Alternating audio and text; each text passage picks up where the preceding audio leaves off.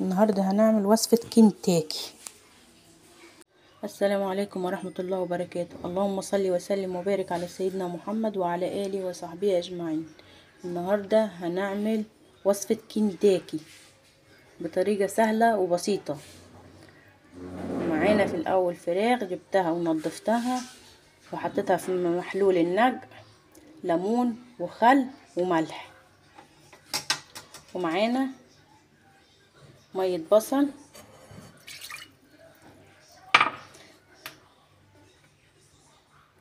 مية طماطم، معانا البهارات بتاعتنا، كزبرة وربع معلقة شطة دي اختياري، بابريكا، فلفل اسود، توم باودر، بصل باودر، ملح وكركم.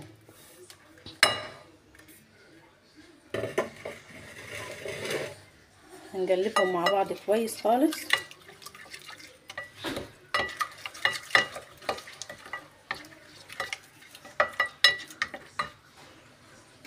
معانا الفراخ اللي غسلناها ونضفناها، بعمل لها فتحات كده بالسكينة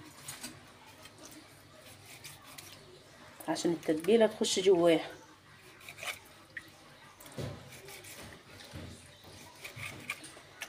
زي المحلات بالظبط، طريقة المحلات.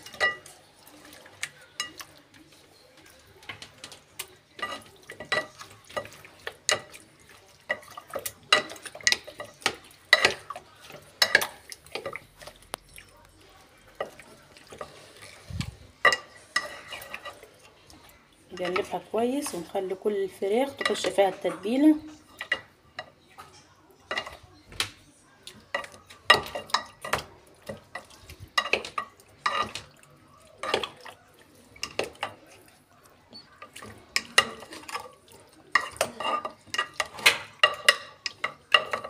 قلبناها كويس خالص في التتبيلة.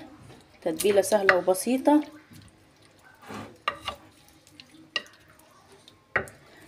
هنسيبها من ساعتين ل3 ساعات في التلاجة معانا. كل ما تقعد في التتبيلة وقت اطول كل ما تبقى احسن معاكم.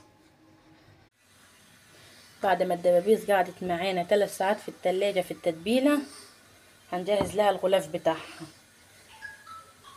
على الدقيق هنحط بابريكا وفلفل اسود وكمون وبصل باودر وتوم باودر وملح وسنة شطة ونص معلقة كركم.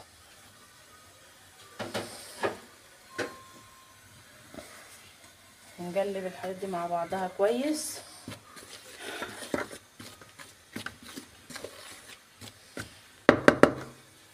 بعد كده هنطلع الدبابيس نحطها فيها.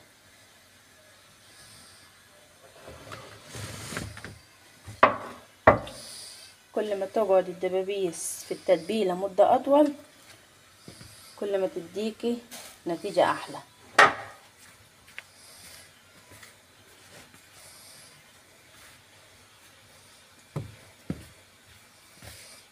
حطيت 4 دبابيس كده معايا عشان أعرف أقلبهم كويس.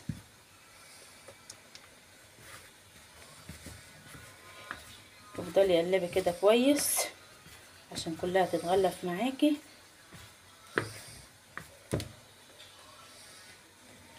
ومعايا بولة فيها مية، سقط الدبابيس في المية كده على طول واطلعها تاني.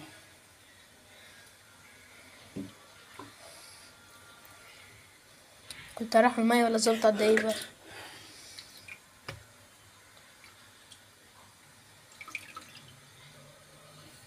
واقلبهم تاني كويس.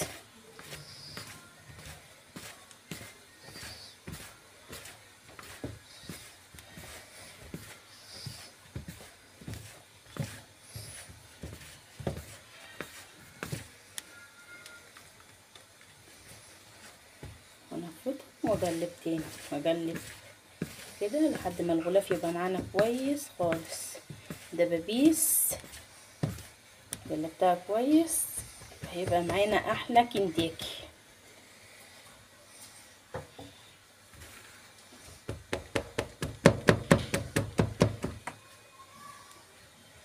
افصل كده يا محمود افصل.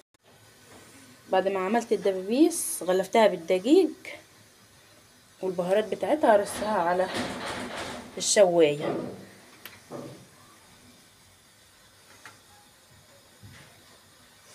الشوايه وتحتها الصاج بتاعت الفرن.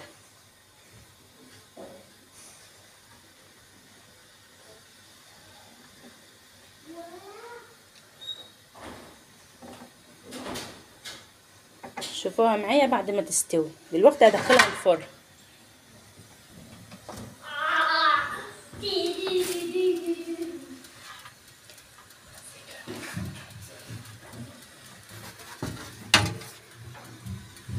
ندخلها مع بعض الفرن.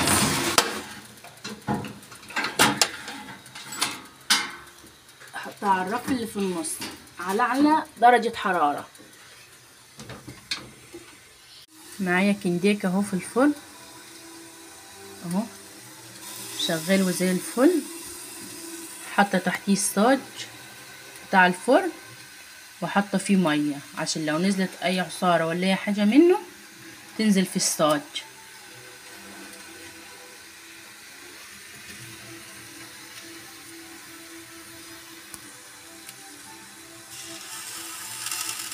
يستووا معايا. دلوقتي هنطلع كنديك من الفرن.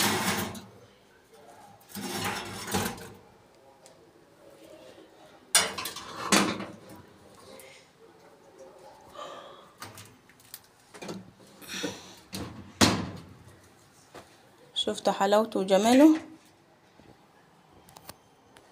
ما عندكش شبكه زي دي تقدر تحطيه في شبكه الفرن. دلوقتي هنرص مع بعض. شفتوا الجرمشه بتاعته.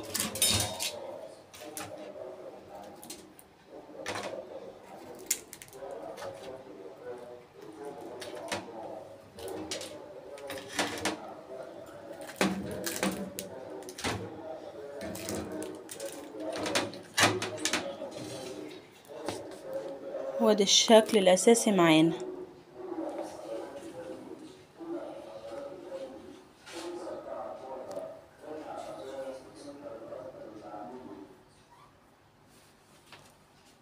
من غير زيت ولا اي حاجه. كنتاكي في الفرن.